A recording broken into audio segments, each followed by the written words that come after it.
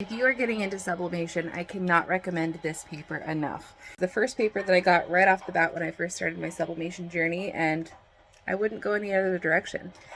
It dries quickly, it has awesome quality, nice sharp lines whenever I print on it, and my transfers are always flawless. I've used this to transfer onto fabrics like t-shirts, pillowcases, things like that, but also onto wood that has properly treated surfacing. Easy to use, and it's really easy to discern which is the front and the back because it has a nice print with the A-Sub logo on the back. The pages are just plain white on the front and then have the A-Sub logo on the back, so it's easy to tell which direction to put it into your printer. I use mine with my Epson ET-2400. I have the 2400 series. I have converted this to a sublimation printer, and it just works fabulously. I use it integrated with my Cricut as well, so you can see the transfer lines here allow me to get it cut to just the right size, so that when it is time to put my project together, I can get everything lined up perfectly. I'm currently working on getting some bowling shirts put together for my parents and I for our bowling league team, and this paper is making my sublimation process just go so smoothly. All of my sublimation projects, I make sure to have the correct printer chosen. I do preferences, and then I always make sure that I am doing premium presentation paper matte with high quality. That will get you the best prints for your project. If you haven't already flipped your picture, make sure that you are flipping pictures before you do your print. This is part of the project I'm working on right now. It's printed out from my sublimation printer with that A-Sub paper, and I'm going to go ahead and get it lined up on my Cricut mat. And then for this, I've found that there's probably different settings that work well, but I've been using just the medium cardstock setting to get a nice smooth cut on my project. My mat is lined up, ready to get started on the cut.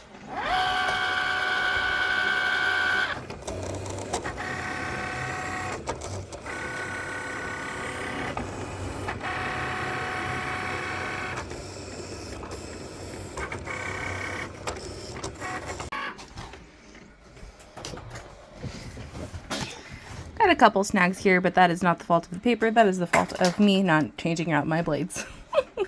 But we'll go ahead and get this weeded off. Easy peasy.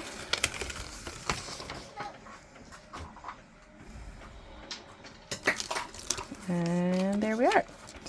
I'll go ahead and tear off this little bit that's extra. Perfect.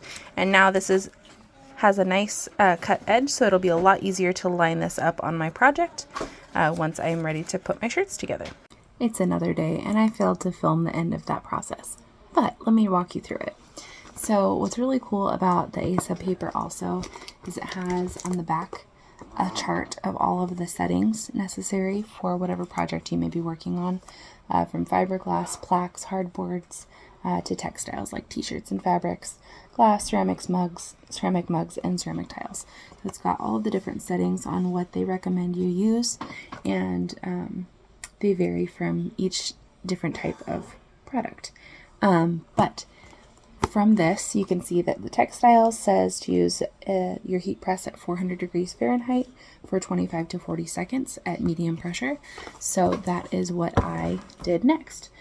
So once I got all my pieces cut out for my project, I went ahead and got them all lined up, got my t-shirts ready to go, got my heat press on for the 400 degree setting, and I was ready to assemble everything. First thing I do is I press my t-shirts just as they are, just to make sure we get all the moisture out. Then I like to use a lint roller to make sure that there aren't any extra particles in on my workspace.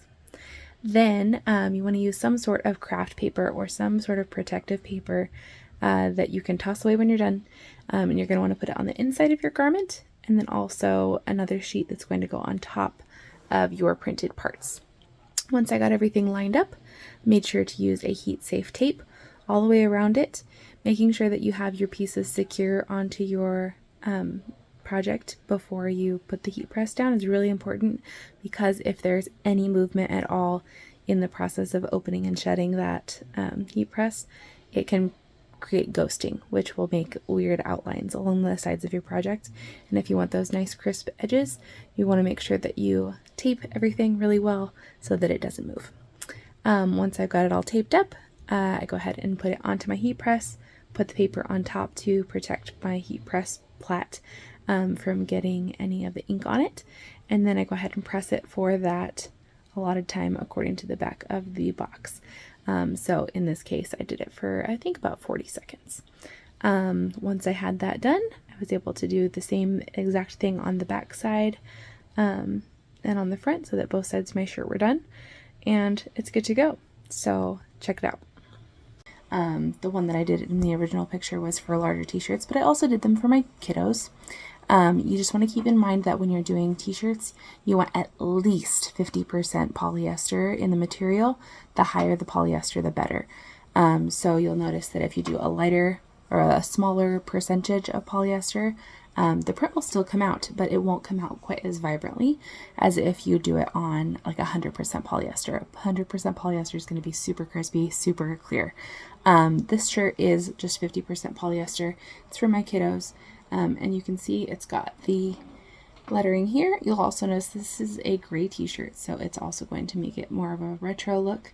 But I love how great this came out. Look at those nice clear edges, very clear straight lines, no bleeding, looks fantastic.